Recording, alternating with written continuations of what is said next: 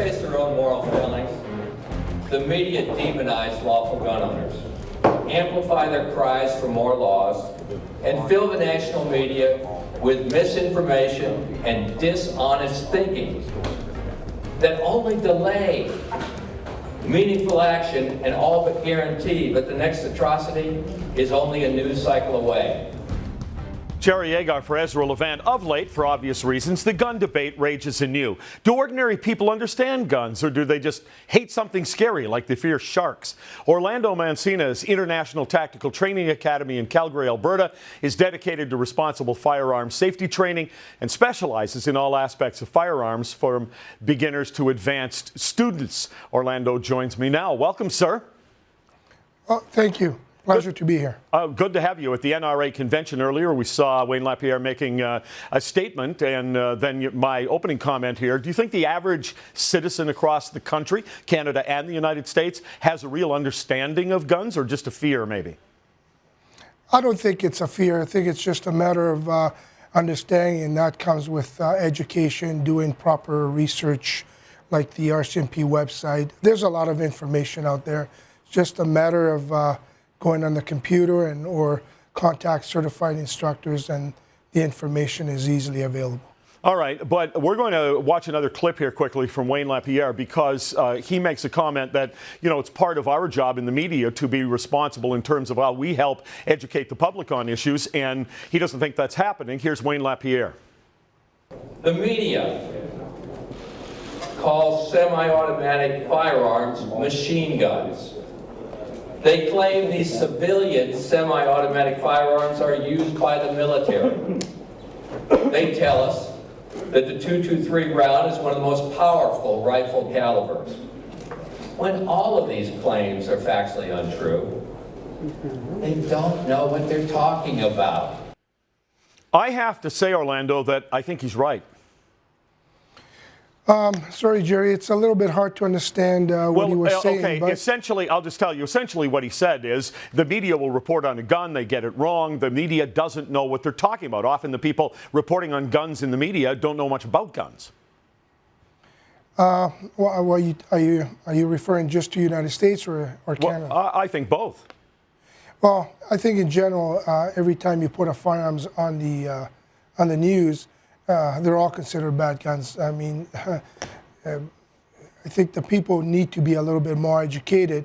I don't think it's the responsibility of the media to educate people on firearms. I think the people need to be educated on guns, and responsible firearms in the whole. I think they are educated. It's just the people that don't deal with firearms. All guns are bad. Well, yeah. They're not. You've brought some things you wanted to show us, so let's go ahead and take a look at those things. Well, I think one of the major questions that I found is how do people transport classifications of firearms that are considered restricted?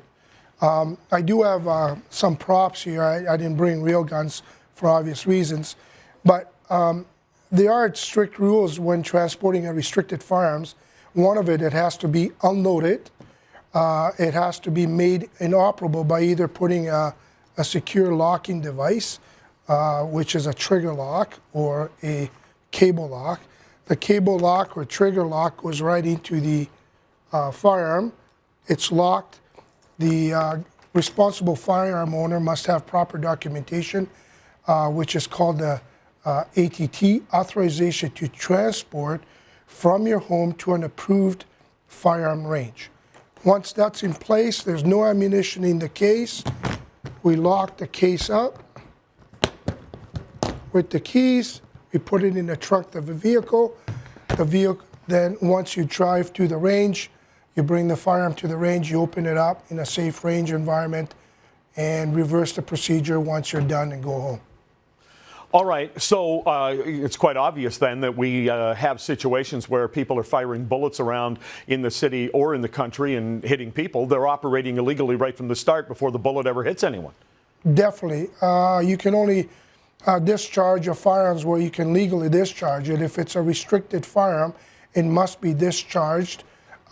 We're talking about average firearms owners. We're not talking about law enforcement, military. Sure. Let me We're ask you talking about something else. citizens. Right, I understand. I want to ask you something else so we don't run out of time here. How long would it take the average Canadian to get a permit to have a gun and be able to take it to a range as you've just described? Once the person has received and passed, whether it's the Canadian non-restricted or restricted firearms safety course, he will then apply for a PAL, which is possession and acquisition license. That takes a minimum of 30 days after he submits the paperwork. So it takes 30 days to get his license, minimum. All right. I grew up on a farm and around the farm and in a small town years ago, and we just had guns and we shot them wherever we wanted to. I think the world has changed in that regard in Canada, correct? Yes. I mean, whether it's a non-restricted or a restricted firearm or prohibited firearm, the owner of the firearms must possess a firearms license pertaining to that classification. There's no firearms owners that have a firearm that should not have the restricted or non-restricted license. They all need the license to own the firearm. The AR-15 is a gun that is of much conversation right now because of the shootings in Connecticut. Is that a gun that can be owned in Canada? And if so, what would the restrictions be? Yes, the AR-15 style or variants can definitely be owned in Canada. Most of them are considered non-restricted if they're semi-automatic. They fall into prohibited if they're fully automatic. But the average Canadian, if he passes the restricted firearm safety course and belongs to a range, an approved range, or as a collector, he can then own a AR-15 style or variant. All right. You know what people say to me? I've had politicians say it to me in the last week. There's just no reason for ordinary people to own guns. How do you respond to that? Well, in my profession, a firearm is a firearm. Whether it's a hunting shotgun, an AR-15, as Canadians, I think we should have the right to go through the proper channels, acquire the firearms, and for sporting events and target practicing, we should all be allowed to have our own firearm. There's no different than a person hunting. Some people like to go to the range and shoot targets. Some people like to go hunting. So I think that we should all have that privilege. Orlando, thanks for your time here today.